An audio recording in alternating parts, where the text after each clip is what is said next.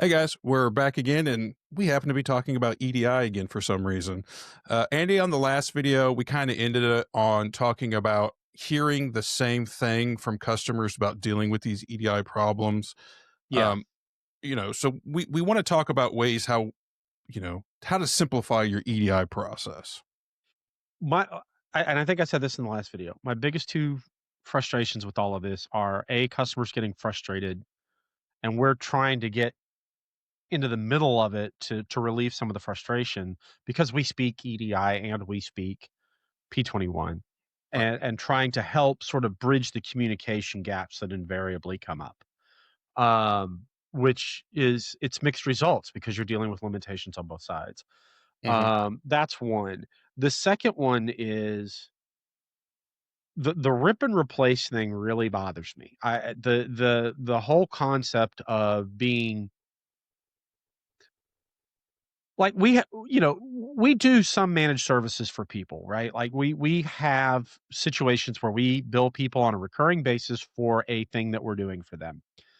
And whenever someone asks us, "Hey, do you have a contract for this or how long do I have to sign up for?" Hey, our job is to keep you as a customer. Our job is to give you service such that you want to continue doing business with us. We have never really asked for contracts on things like that, but I feel like in this realm, like you get so captive to a vendor, it's almost impossible to walk away. And that means that the door is open to, yeah, okay, the customer service isn't so great, but what are you going to do about it? Like the customer service only has to be a little bit better than your motivation to walk away. That's a really bad place to be. Right. And so I think those are the two things when I'm thinking about EDI processes, like that's a lot of what's foundationally how could that problem be solved?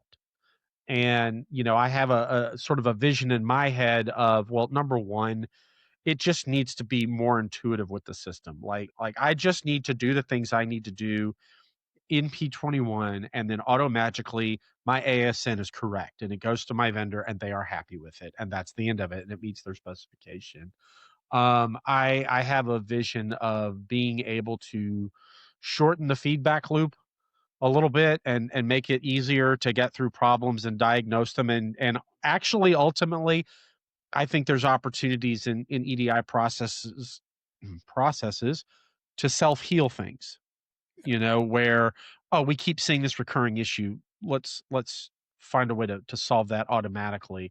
Whether that's through preemptive data validation or whether that's through tools that say, "Oh, I know what this error means. This is how we fix this." Those are some of the things that I would like to see in an EDI solution that again just allows the distributor to focus on doing their business and not worrying about ones and zeros floating back and forth over the internet. It's been on my mind. It's been on my mind for a year at least, Hmm. and I think we need to do something about it. I really do. I think Atlas does need to maybe get involved in this arena a little bit. Yeah, Um, it's you know, yes, we love building custom software. But we also, the main goal isn't to build custom software. It's just to help people with their problems that they're having and let them focus on doing their for business. sure, and make it as awesome as it can possibly be, no matter what it is. How do we make this so, like, here's what I would say, and I think this is the key point. Maybe this is a good one to wind it up on. Every solution I've seen is always from the perspective of the EDI provider. In other words, the entire solution is EDI provider centric, whether that's the van or some other third party or whatever. It's like all of it is designed around that perspective. I haven't really seen an EDI solution that is built from the perspective of the distributor. Like and talks to the distributor in a way that is intuitive and makes sense. Like I don't want I don't I like it took me long enough to learn all the different numbers, 856 for an ASN, 850 for a PO, whatever. I don't expect the customer to have to understand that.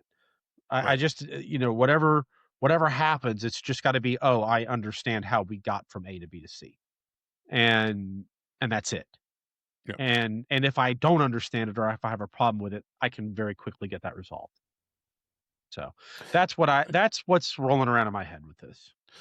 Well, I like we said, I definitely think this is something Atlas has interest in getting involved in, and perhaps doing a series of videos based on it. Perhaps, Um, maybe this is the 1st or 2nd one of those. Who knows? I don't know. I Could be can't keep anything. track. So, all right, guys. Well, it goes without saying. Stay tuned. I'll give you a little hint on the next one. We are going to preview what Atlas would do with EDI. So until then, have a good one, guys.